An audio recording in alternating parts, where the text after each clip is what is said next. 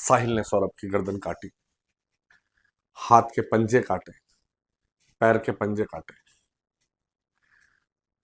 सौरभ के शव का कटा हुआ सर साहिल एक पन्नी में रख के अपने कमरे पे ले गया, अपने घर ले गया। जिस कमरे में वो रहता था, उस कमरे के बारे में बहुत सारी बातें सामने आ रही हैं, उस पर अजीब अजीब चित्र बन रहे हैं, तंत्र मंत्र सबकी बातें भी हो रही हैं। लेकिन सर साहिल ले गया, पूरा धड़ का हिस्सा साहिल और मुस्कान ने बेड में रखा। उसी बेड के ऊपर रात भर मुस्कान सोई और सर रखा रहा साहिल के घर। दरअसल जो वारदात की रात थी वो 3 मार्च की रात थी। 3 मार्च की रात को साहिल सर ले गया, धड़ बेड में रख के मुस्कान सोई। अब सुबह होती है, दोनों एक दूसरे से चर्चा करते हैं कि इस सब का क्या करें।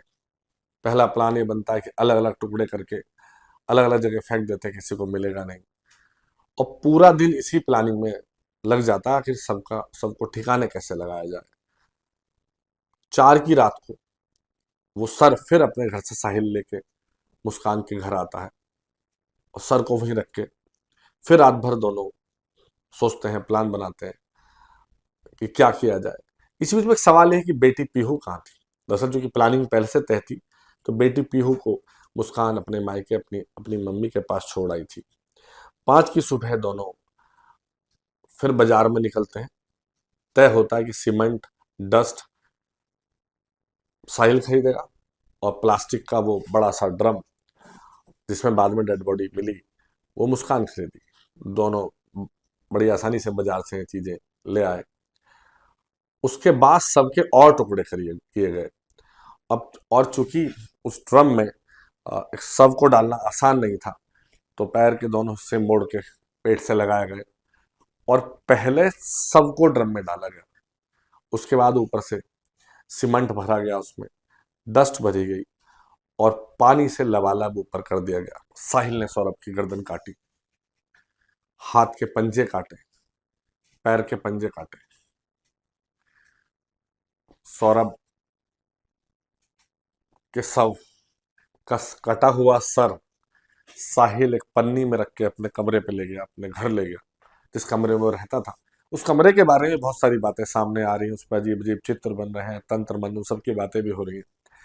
लेकिन सर साहिल ले गया, पूरा धड़ का हिस्सा साहिल और मुस्कान ने बेड में रखा।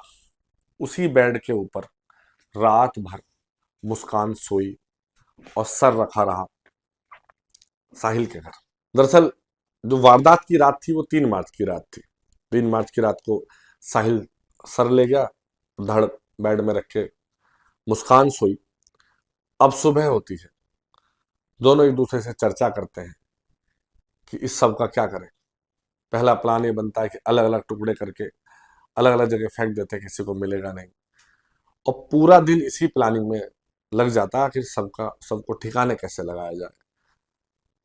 4 की रात को वो सर फिर अपने घर से साहिल लेके मुस्कान के घर आता है और सर को वहीं रख के फिर रात भर दोनों सोचते हैं, प्लान बनाते हैं कि क्या किया जाए।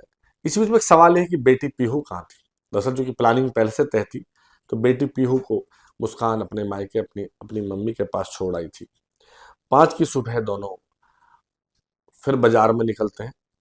तय होता है कि सीमेंट, डस्ट साहिल खरीदेगा और प्लास्टिक का वो बड़ा सा ड्रम जिसमें बाद में डेड बॉडी मिली वो मुस्कान खरीदी। दोनों बड़ी आसानी से बाजार से चीजें ले आए। उसके बाद सबके और टुकड़े खरीद किए गए।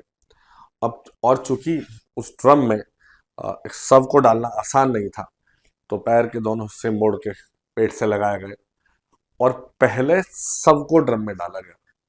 उसके बाद ऊपर से सीमेंट भरा गया, उसमें डस्ट भरी गई और पानी से लबालब ऊपर कर दिया गया। अगर आप ये वीडियो YouTube पर देख रहे हैं तो हमारे चैनल को सब्सक्राइब कर बेल आइकन दबाएं और Facebook पर देख रहे हैं तो हमारे पेज को लाइक करें।